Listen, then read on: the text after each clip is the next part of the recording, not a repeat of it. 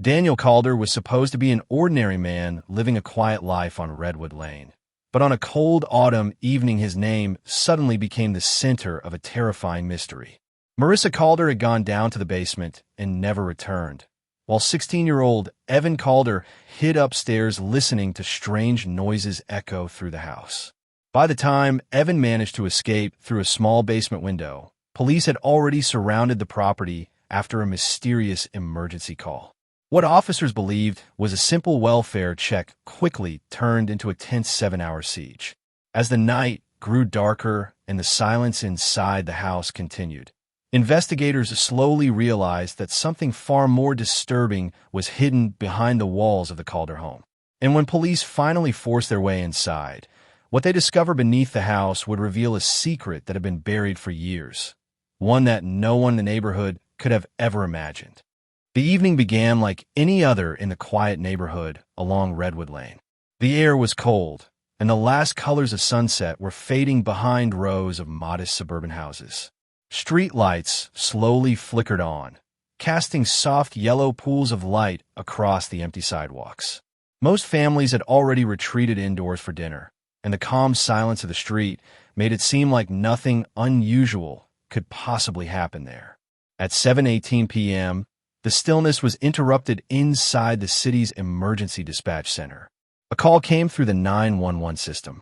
The operator answered immediately, expecting the usual report of a minor accident or neighborhood disturbance. Instead, the call lasted only a few seconds. There was no clear explanation of what was wrong.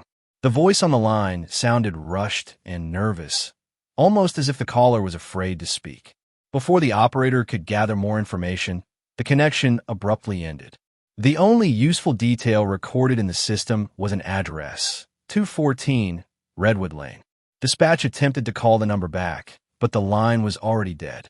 Because the call sounded urgent, a patrol unit was sent to investigate. 2 officers were driving nearby and arrived at the address within minutes.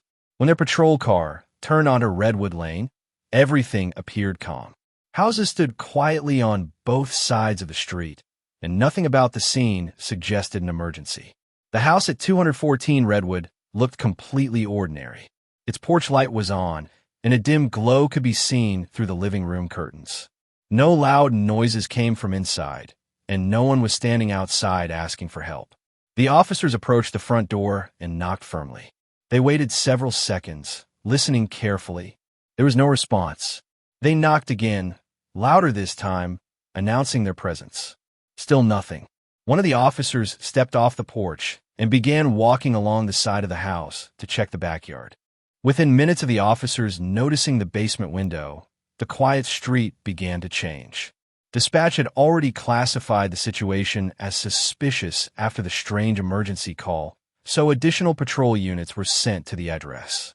One by one, police vehicles arrived on Redwood Lane, their flashing lights casting red and blue reflections across parked cars and the windows of nearby homes. Officers carefully positioned their vehicles at both ends of the street, blocking traffic from entering. The goal was to secure the area while they tried to understand what was happening inside the house. The building itself remained completely silent. From the outside, it still looked like an ordinary home where a normal evening should have been unfolding. A few neighbors slowly stepped outside after noticing the growing police presence. Some watched quietly from their driveways while others gathered behind the temporary police line. None of them could explain why officers had surrounded the Calder home. The family who lived there had always seemed calm and private. Investigators quickly began gathering information. The house belonged to Daniel Calder, a 46-year-old accountant who worked remotely from home. He lived there with his wife Marissa and their 16-year-old son Evan. According to public records and previous police reports, there had never been any serious incidents connected to the address. Even so, the strange emergency call suggested that something was wrong. To gain more information without entering the house, officers brought in a portable thermal camera. The device allowed them to detect heat signatures through the walls and windows, helping them determine whether anyone was moving inside. When the first scan was completed, the results immediately raised concern. Several heat signatures appeared inside the house. At least 3 people were still moving within the building. That meant the family was likely still inside. The hours passed slowly as officers continued watching the house from a careful distance. The street had grown quieter as most neighbors returned inside their homes, though many lights remained on behind their curtains. Patrol units stayed in position while the tactical team monitored every possible sign of movement. Inside the command vehicle parked near the end of the street, officers studied the thermal camera images repeatedly. The glowing outlines moving inside the house showed that at least 2 people were still active in different areas of the building. Sometimes the figures appeared close together. Other times they moved apart, disappearing into different rooms before reappearing again. At 9:40 p.m., the tension suddenly increased. A loud crashing sound came from somewhere inside the house. The noise was strong enough that several officers heard it clearly from the front yard. Almost immediately, the thermal camera showed rapid movement inside, as if someone had run across one of the rooms. Officers tightened their positions, preparing in case someone suddenly tried to escape. But no one came out. For several minutes, the house returned to its strange silence. Then something unusual happened. A light switched on in the basement, casting a faint glow through the small window that had first drawn the officers' attention earlier that evening. The beam of light was weak, but clearly visible from the backyard. Officers quietly moved closer to the rear of the property while staying behind cover. As they watched the window, the opening slowly shifted. The glass panel moved outward just a few inches more than before. Cold night air drifted into the basement. For a brief moment, a hand appeared near the edge of the window frame. It gripped the side as if someone inside was trying to pull themselves upward. Then the hand suddenly disappeared. The officers froze, unsure if someone was attempting to escape or if something else was happening inside. Paramedics moved quickly once the boy was pulled away from the basement window. He was weak and barely able to stand on his own. Officers helped carry him across the yard while emergency crews placed him on a stretcher and rushed him into the waiting ambulance. Under the bright medical lights, it became clear that he had suffered several injuries. Dark bruises covered his arms, and dried blood stained the front of his shirt. His breathing was fast and uneven, and his eyes moved around nervously as if he was still afraid of something nearby. Even while paramedics worked to stabilize him, investigators tried to understand what had happened inside the house. The boy was identified as Evan Calder, the 16-year-old son of the family who lived there. He looked exhausted, as if he had been hiding or struggling for hours. Evan slowly began describing what had taken place earlier that evening. According to his account, the situation inside the house had changed suddenly. His father had started behaving in a strange and unsettling way shortly before nightfall. The doors had been locked, and the windows had been secured from the inside. Phones were taken away, and the internet connection in the house had stopped working. After that, his father had spent most of the evening moving in and out of the basement. Evan said he'd been searching through several boxes stored down there. They were not ordinary storage boxes. Evan claimed he had never seen them before, and he had lived in that house for years. Eventually, his mother went downstairs to see what was happening. Minutes passed, then much longer. She never returned to the main floor. Evan waited upstairs, listening carefully for any sign of movement. After nearly an hour, he heard something heavy fall in the basement. The sound echoed through the house and was followed by complete silence. Later, when he tried to escape through the front door, he discovered it had been secured with a chain. By midnight, the quiet neighborhood had turned into the center of a large police operation. Emergency lights continued flashing across the street as officers carefully held their positions around the Calder home. The situation had now lasted several hours, and no one inside the house had attempted to come out or communicate with the police outside. Inside the command vehicle, investigators reviewed everything they had learned so far. Evan Calder had been taken to the hospital, but the information he provided had raised more questions than answers. His story suggested that something serious had happened in the basement, and the fact that the doors had been locked from the outside made the situation even more concerning. Negotiators attempted several methods to contact anyone still inside the house. They used loudspeakers to announce the police presence and encouraged anyone inside to come out safely. The house remained silent. Meanwhile, the thermal cameras continued scanning the structure. The images showed that at least 2 heat signatures were still moving inside the building. One appeared mostly on the first floor, while the other moved slowly between the basement and the lower hallway. This confirmed that someone was still active inside. While officers outside waited, detectives began investigating Daniel Calder's recent activities. They searched public records, financial transactions, and online purchases connected to his name. The results quickly revealed a pattern that raised serious concerns. Over the past several weeks, Daniel had withdrawn large sums of money from different bank accounts. The withdrawals were made in small amounts, but added up to a significant total. At the same time, records showed he had purchased unusual equipment from several hardware and industrial supply stores.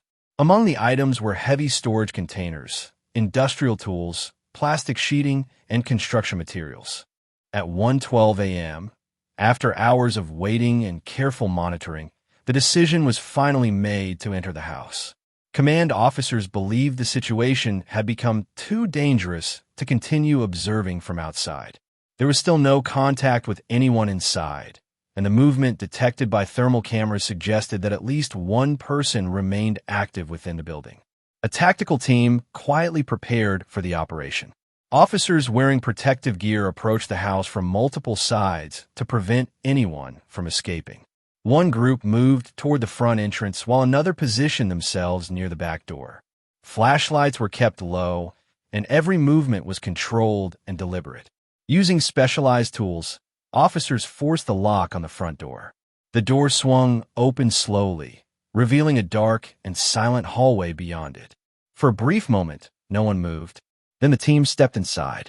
The interior of the house immediately felt wrong. Furniture had been pushed out of its normal positions, leaving wide, empty spaces in the rooms. Several cabinets stood open as if someone had been searching through them quickly. Papers, boxes, and household items were scattered across the floor in different areas. Despite the signs of disturbance, the house itself was strangely quiet. The tactical team carefully cleared each room one by one. Every corner was checked, every closet opened, and every hallway examined. Yet no one was found on the main floor. The kitchen lights were still on, and a chair had been knocked onto its side near the dining table, but the rooms were otherwise empty. As the officers continued searching, they noticed something unusual about the layout of the house. Many items had been moved aside in ways that seemed to guide movement through the hallways. Almost everything seemed to lead toward a single place: the basement. When the team finally reached the basement door, a strong chemical smell drifted up the staircase. The basement looked nothing like a normal storage area. As the officers reached the bottom of the stairs, their flashlights revealed a space that had been completely transformed. The concrete floor had been cleaned and cleared, and several new walls had been built where open space once existed. Electrical cables ran along the ceiling, connected to bright overhead lights that illuminated the entire basement. It looked less like a family home and more like a carefully designed workspace. Officers moved slowly through the area, scanning every corner. Along one wall were several work tables covered with tools, notebooks, and stacks of papers. Some of the papers contained diagrams and lists written in careful handwriting. Nearby, small cameras had been installed in the ceiling, positioned to monitor different parts of the basement. The equipment suggested that someone had spent a long time planning and building this space. At the far end of the basement stood a heavy steel door set into the concrete wall. The door looked new, and its thick locking mechanism made it clear that whatever was behind it had been meant to stay hidden. The tactical team forced the lock and pushed the door open. Inside was a narrow room lined with large plastic storage containers placed side by side across the floor. Shelves filled with documents and photographs covered the walls. Some images showed locations, vehicles, and buildings. Others appeared to be pictures of people taken from a distance. As officers began opening the containers one by one, the atmosphere in the room quickly changed. The contents inside confirmed that something deeply disturbing had been hidden in this house for years. The documents and materials suggested a pattern connected to several disappearances that had occurred in different places over the past decade. The basement had been turned into a secret archive of evidence. Yet the most troubling realization came moments later. Daniel Calder was still nowhere. The search of the house continued with even greater urgency after the discovery in the basement. Officers knew that Daniel Calder had to be somewhere nearby. The thermal cameras had previously shown movement inside the structure, which meant he had likely remained inside the house during the entire operation. Every room was checked again. Officers searched the attic, opened crawl spaces, and examined every closet and storage area. The house felt increasingly unsettling as the investigation continued. The deeper they looked, the more it became clear that the entire property had been carefully altered over time. While several officers remained in the hidden basement room, documenting the disturbing materials they had discovered, another team began inspecting the concrete floor more closely. One section near the back wall appeared slightly different from the rest. The surface showed faint signs of recent work. After clearing the area, officers discovered a small metal hatch built into the floor. The hatch was difficult to notice at first because it had been painted the same color as the surrounding concrete. When the cover was finally lifted, a narrow ladder appeared, leading down into darkness. Flashlight illuminated à Titan der Grande Passage. The tunnel was just large enough for a person to crawl through. The air inside was damp and stale, suggesting the space had been sealed most of the time. Officers carefully followed the passage until it ended in a small underground chamber. Inside the cramped space, Daniel Calder was found hiding. The siege that had lasted 7 long hours was finally over. But the investigation that followed revealed something far more disturbing than anyone had expected. The documents and materials discovered in the basement connected Daniel to several unsolved disappearances across different cities. For years, he had secretly recorded details of his crimes and stored the evidence beneath his own home.